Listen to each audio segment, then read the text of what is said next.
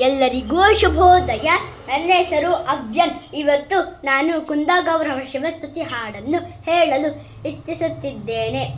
ಕುಂದಗೌರ ಗೌರೀವರ ಮಂದಿರಾಯ ಮಾನಮಕೂಟ ಮಂದಾರ ಕುಸುಮಾಕರ ಮಕರಂದಂ ವಾಸಿತುವ ಹೇಮಕೂಟ ಸಿಂಹಾಸನ ವಿರೂಪಾಕ್ಷ ಕರುಣಾಕರ ಮಂದಾರ ಕುಸುಮಾಕರ ಮಕರಂದಂ ವಾಸಿತುವ ಚಂದಮಾಮ ಮಂದಾಕಿಣಿ ಮಂದಿರಾಯ ಮಾನಮಕೂಟ